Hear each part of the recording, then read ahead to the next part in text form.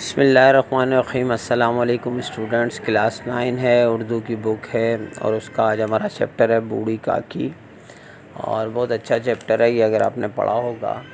اچھا، اس کے جو مصنف ہیں منشی پریم چند ہیں، یہ آپ کے پیج نمبر 57 پہ ان کی جو ہے مصنف کی حالات زندگی پوری موجود ہے، آپ وہاں سے بھی اس کو لکھ سکتے ہیں۔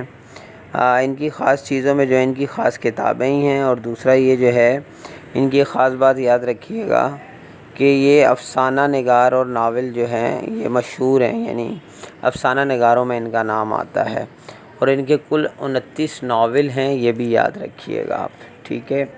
اچھا، اس کے بعد اس کا جو مرکزی خیال ہے وہ بتا دیا، اس میں منشی پریم چند کا یہ افسانہ ہمارے معاشرے میں بزرگوں کی کم ہوتی اہمیت کی طرف اشارہ کرتا ہے۔ بزرگوں سے سب کچھ حاصل کر کے انہیں ایک بیکار پردے کی طرح کباڑ میں پھینک دیا جاتا ہے، لیکن ان کی اولادوں میں سے کوئی اگر کبھی کبھار ان سے محبت کا سلوک کرے تو ان کے دل سے سینکڑوں دعائیں نکلنے لگتی ہیں۔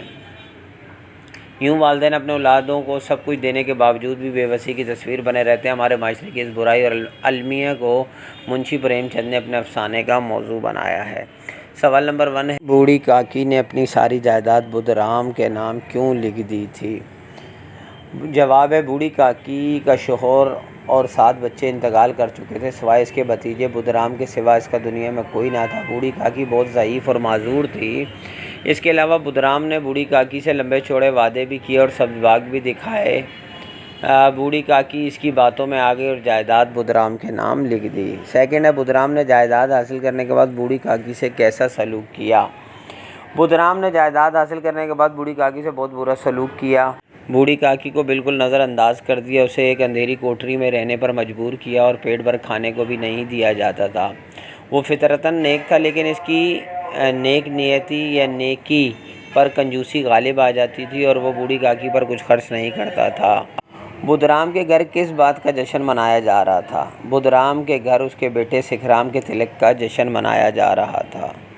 نیکسٹ ہے، بوڑھی کاکی بھوک سے بیتاب ہو کر جب کڑاہ کے پاس پہنچی تو روپا نے ان کے ساتھ کیسا سلوک کیا؟ جواب ہے، بوڑھی کاکی جب بھوک سے بیتاب ہو کر کڑاہ کے پاس پہنچی تو روپا نے انہیں ملامت کی اور سخت الفاظ میں برا بھلا کہا، اور اس نے کہا وہ بہت کھاتی ہے، اس کا پیٹ آگ کا گڑھا ہے، وہ گاؤں میں اس کی ناک کٹوانا چاہتی ہے۔ روپا نے بوڑھی کاکی کو دھمکی بھی دی کہ اگر خیر چاہتی ہو تو واپس اپنی کوٹھڑی میں چلی جاؤ۔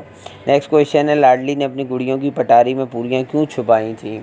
جواب، لاڈلی نے اپنے حصے کی پوریاں نہیں کھائیں، انہوں نے پٹاری میں چھپا دیا کیونکہ وہ یہ پوریاں بوڑھی کاکی کو دینا چاہتی تھی۔ اس کو خوف تھا کہ اس کی ماں روپا اسے ایسا کرنے سے منع کرے گی، اس لیے لاڈلی نے وہ پوریاں گڑیا کی پٹاری میں چھپا دیں۔ نیکسٹ ہے، پوریوں کے ٹکڑے چن چن کر کھاتے دیکھ کر روپا کا کیا حال ہوا؟ پوریوں کے ٹکڑے چن چن کر کھاتے دیکھ کر روپا کا دل پیچ گیا اور اسے اپنے ظلم اور بے انصافی کا احساس ہو گیا۔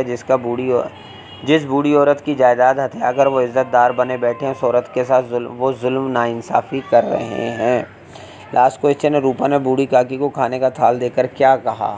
روپا نے بوڑھی کاکی کو کھانے کا تھال دے کر کہا، کاکی اٹھو، کھانا کھا لو، مجھ سے آج بڑی بھول ہوئی، اس کا برا نہ ماننا، پرماتما سے دعا کرو کہ وہ میری خطائیں معاف کر دے۔ اب نیکسٹ جو ہے اس میں کویشچن، اس افسانے کی فکری اور فنی خوبیاں بیان کیجیے۔ سوال نمبر 3 ہے، بوڑھی کاکی منشی پریم چند کا یہ افسانہ انسانی نفسیات کی خوبصورت عکاسی ہے۔ اس کہانی میں جس خوبی سے معاشرے میں پھیلی بے حسی اور خود غرضی کو موضوع بنایا گیا وہ بے مثال ہے۔ کہانی کی زبان نہایت سادہ اور پر اثر ہے۔ انسانی رویوں پر منشی پریم چند کی گہری نظر تھی جو اس افسانے کے ایک ایک لفظ سے جھلکتی ہے۔ اس افسانے سے ہمیں یہ پیغام ملتا ہے، اگر برے سے برے انسان کے دل میں اللہ کا خوف موجود ہو تو اس کا اچھائی کی طرف آنا بہت آسان ہوتا ہے۔ کویشچن نمبر 4 میں جملے ہیں، محاورات ہیں، ان کو جملوں میں کرنا ہے۔ جمع غفیر معنی ہے بڑا ہجوم۔ اپنی لیڈر کی ایک جھلک دیکھنے کے لیے جلسے میں جمع غفیر موجود تھا۔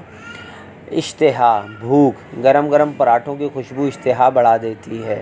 تھرڈ ہے ناک کٹوانا، بے عزتی کروانا۔ اسلم نے چوری کے الزام میں جیل جا کر اپنے ماں باپ کی ناک کٹوا دی۔ نام بیچنا، عزت داؤ پر لگانا۔ کچھ مفاد پرست لوگ چند پیسوں کی خاطر اپنے ملک و قوم کا نام بیچ دیتے ہیں۔ پانچواں ہے سبز باغ دکھانا، لالچ دینا۔ فریبی لوگ سادہ لوگوں کو سبز باغ دکھا کر لوٹ لیتے ہیں۔